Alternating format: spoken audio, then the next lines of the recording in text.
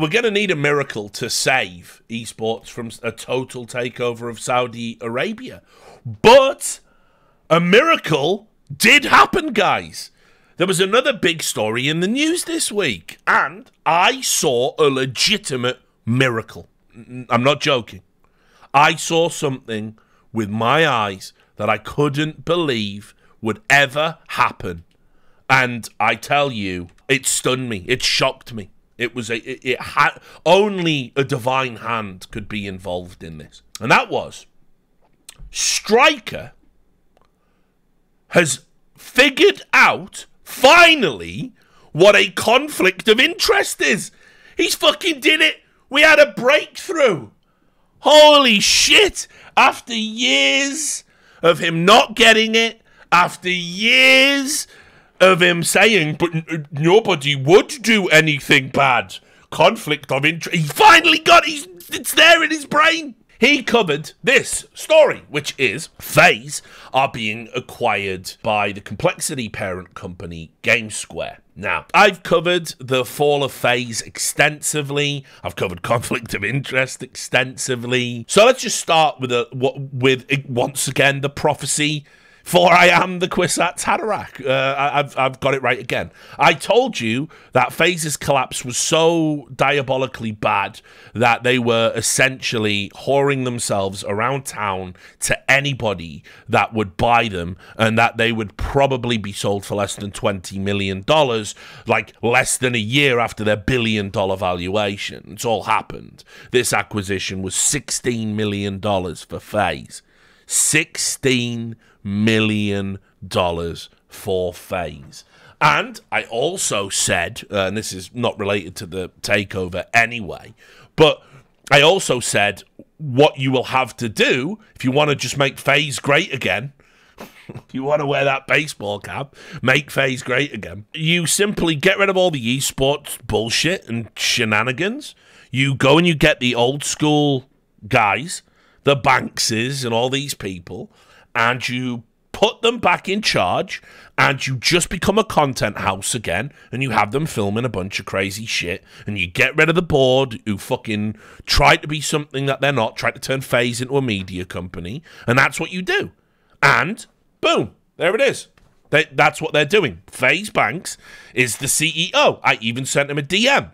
We haven't talked in many years. I think the last time we did talk, he was trying to convince me that we'd like each other if we met in public or something. And I just said, no, I think you're a fucking dickhead, actually. And that was that.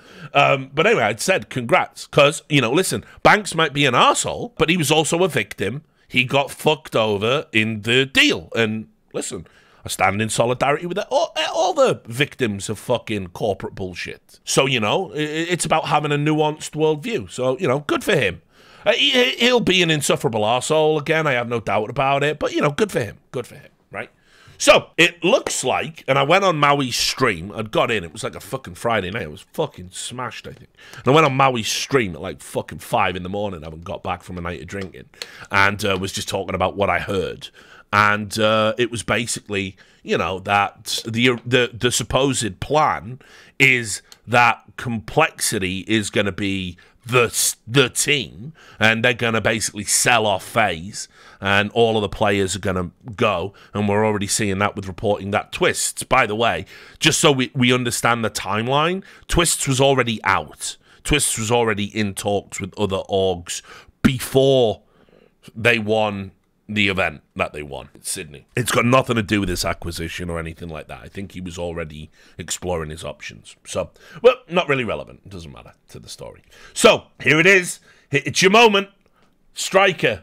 The acquisition could create a number of potential conflict of interest issues for the two organizations fielding teams in Counter-Strike. And I'll read the initial report and we'll go back to the updates.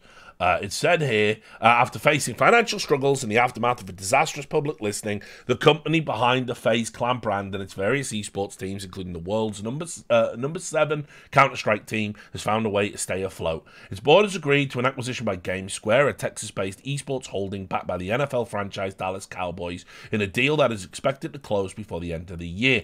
This was revealed in the two companies' shared announcement on Friday, which outlined several changes that will see FaZe Clan founders Banks, Temper, and Apex return to leading positions in the brand.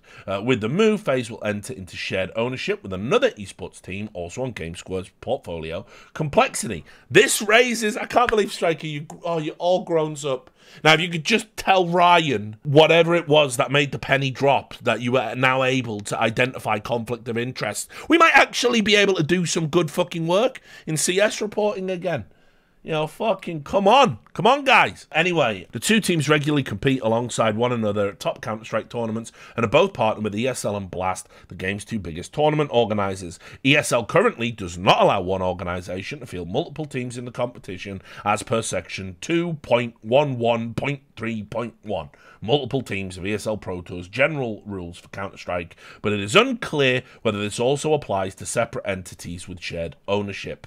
It could also become problematic when it comes to the two teams' ability to compete in Counter-Strike majors and their qualifying events. Valve holds a stance against any shared financial interest in their tournaments, as described in an extract from the official Counter-Strike major rulebook. And then there was an update, and it said Valve responded to HLTV's request for comment, confirming the company's stance against any existing conflict of interest in competitions. It also stated it will be required to comply within the rules outlined below at all ranked events starting from 2025, when Valve's new rules for running large-scale tournaments go into effect as part of the company's effort to create an open ecosystem. And then ESL also provided the following statement and said, "We are aware of the acquisition of FaZe Clan by GameSquare and are examining the potential implications this may have on their participation in our tournaments and our business relations. If the outcomes of this review lead to any updates, we will announce those in due course." Now, I did my own in reaching out and talking to various people. I'm pulling together from multiple sources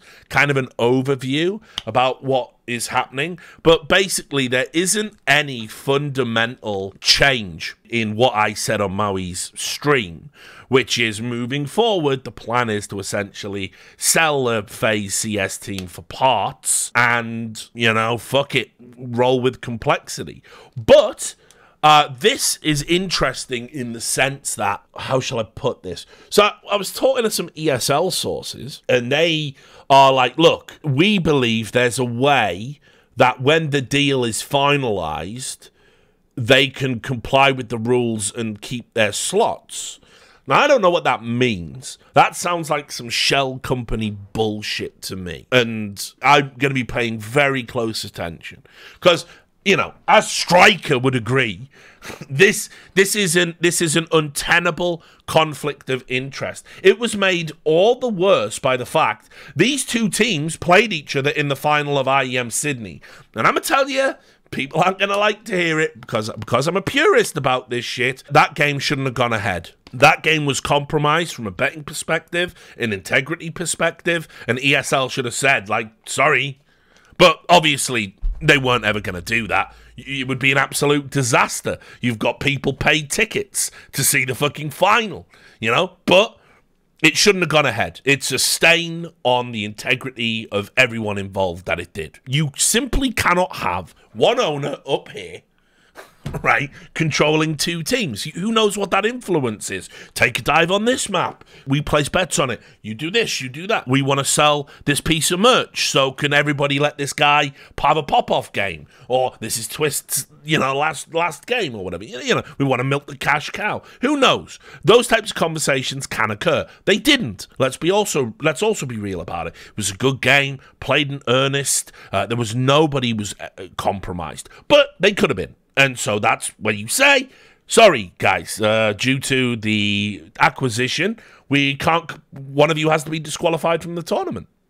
That's what should have happened. If you'd known a day or two in advance, you could have said, pick who you want to be disqualified, FaZe of Complexity, and then the next team down is the one who goes to the final. You could have done something like that. You should have done something like that. But anyway, moving forward, you definitely can't have FaZe and Complexity owned by the same entity competing in your league. Why? Again, I'll just spell it out for more for Ryan's sake rather than Strikers now. He's finally on board. Let's say there is a world where Complexity have to play FaZe. Complexity are already through to the later stage of the tournament. FaZe will be disqualified if Complexity win. Do you think somebody there with a financial interest might just pick up the phone and go, come on, lads, it's a meaningless game for you. The more of us in the final, the more money we're all going to make from our sponsors, the better it is for everyone. Hey, I'll even give you a little cash bonus if you take the dive, but you can't tell anyone about it. And you put the phone down, and what do those players do? They go, oh, well, okay, I suppose. So it's not like we're fixing the match. We're not betting on it. It's okay. That's already happened in esports, by the way. There have been a number of instances where I even know of one instance where there was a sponsor that sponsored a bunch of teams, right? They all sponsored there was 3 teams, and they sponsored them all. They were in a position where they could pick to play each other, and the sponsor said, don't pick the other team sponsored by us, because it would be better for us as a sponsor if we all went through, because that's more eyeballs, that's more reach, makes us look more elite. So I know that happened. That happened years ago. It's a very well documented thing. We all know it happened in esports. So these things do occur. I'll also add, just as it relates to this, there's going to be an even bigger problem soon, because we get back into Saudi talk. Falcons. We all know Falcons are going to be, or for the Americans, Falcons. We all know that Falcons are looking to build some super team. KRL, who was in the chat earlier, has done some, reporting on it, and he is an insider. He doesn't know what he's talking about. They've already gone and got Sonic. They've already gone and got Lars, who I mistook for his dad or something last time around, so apologies for that. It is hard when you have got the same name. But they've already gone and got the staff, and next to come in the players. And here's the thing.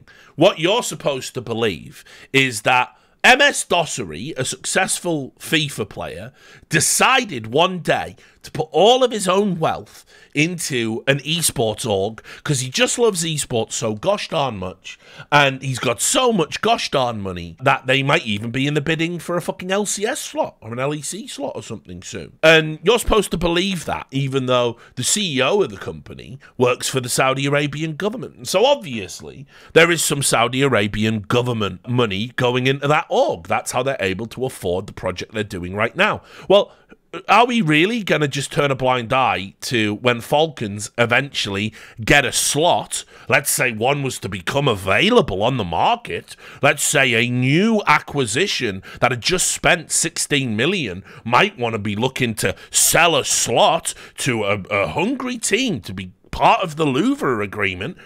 What happens then is, what if Falcons were to buy in a Blast and ESL as a Louvre team, right, just to do it for a year, because even though they're getting cancelled in 2025, a slot just happened to open. So are we going to turn a blind eye to ESL, owned by Saudi Arabian government, potentially having to work and adjudicate Falcons, who are owned by Saudi Arabian government money? Interesting. Very, very interesting.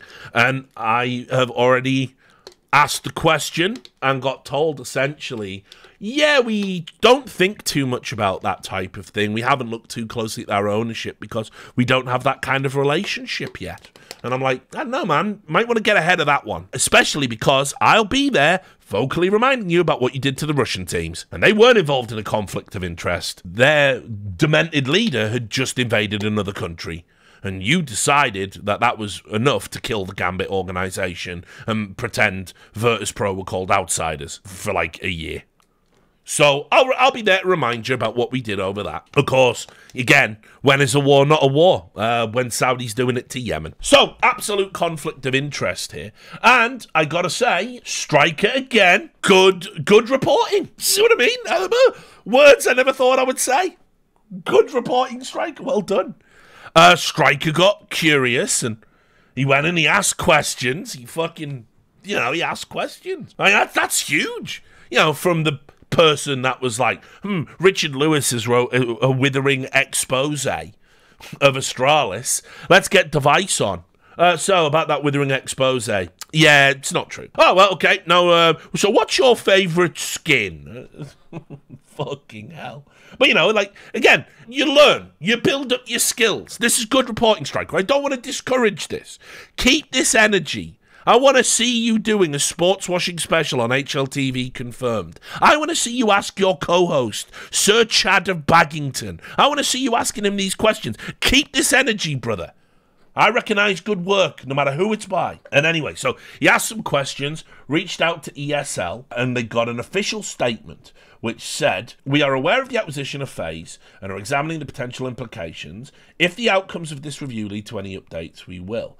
And then he said here, being owned by the same company will likely prevent them from being able to enter Valve-sponsored competitions together due to the developer's stance against shared ownership. And so the point with what Valve has done in the past is when you go to a major, you have to fill in a form. And on that form, you have to disclose, I own shares in this company. You know, I got equity when I was a player, blah, blah, blah. We had this with Fallen. We had this with Taco. We had this with Kiebi, I think, was another one. And so we all had that stuff. And Valve has been like, you just can't play. If you have equity even, you can't play. So total ownership, I don't know how they're going to get around it. And the only way you can sort of ring fence this off is if they were to immediately sell the slot or do like what FaZe did. I don't know if people know this, because over in Call of Duty, what FaZe did was they leased out the FaZe name to the Atlanta Esports Federation. And that's why the Call of Duty team that was successful in the Call of Duty League, Atlanta FaZe, it isn't actually run by FaZe.